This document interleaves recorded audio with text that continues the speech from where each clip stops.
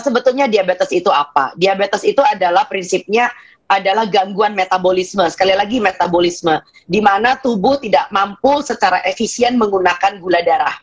Ya, jadi klasifikasi diabetes itu ada beberapa tipe ya. Kita mengenal yang namanya diabetes tipe 1, yaitu diabetes yang kita mengatakannya sekarang ini disebut sebagai diabetes karena keturunan. Ya, artinya sel-sel pulau-pulau Langerhans. Jadi kita punya pankreas nih yang bertanggung jawab untuk mengatur gula darah kita bisa terkontrol dengan baik. Itu adalah salah satunya, itu adalah utuhnya pankreas. Jadi pankreas mempunyai pulau-pulau yang namanya pulau Langerhans yang menghasilkan sel beta.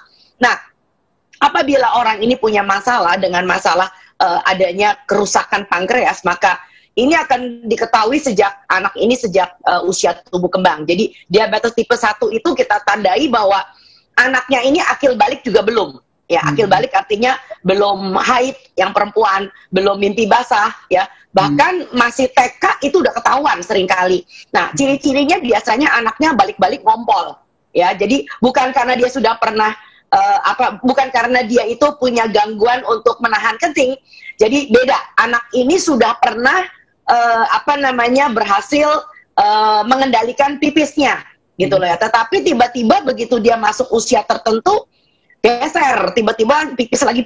Biasanya tandanya seperti itu. Nah, lalu kemudian itu diabetes tipe 1. Jadi diabetes tipe 1 itu nggak bisa enggak, itu insulin dependent.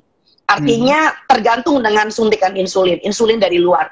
Nah, kita punya lagi yang namanya diabetes tipe 2. Nah, ini ya biang keladinya nih. Diabetes tipe 2 itu mempunyai lebih daripada 90% dari populasi yang ada di Indonesia. Jadi kebanyakan itu disebabkan karena lifestyle, gaya hidup. Jadi diabetes yang bukan karena keturunan tapi didapat. Yang diturunkan itu piring mangkok nasi ingkongnya. Saya bilangnya begitu. Yang diturunkan ada ya meja makan keluarganya.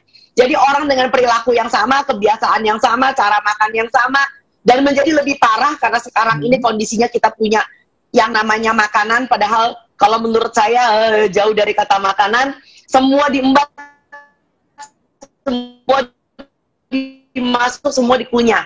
Oke, punya lega, Mas. Salah satunya itu adalah diabetes yang sifatnya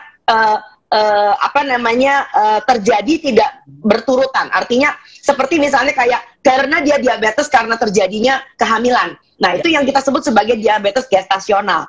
Jadi orang ini diabetes pada momen tertentu saja. Jadi begitu dia sudah melahirkan, lalu kondisi diabetesnya akan membaik. Ya, tentu saja dengan perbaikan gaya hidup. Nah, itu klasifikasinya. Terima kasih sudah nonton. Jangan lupa like, subscribe, dan share ya.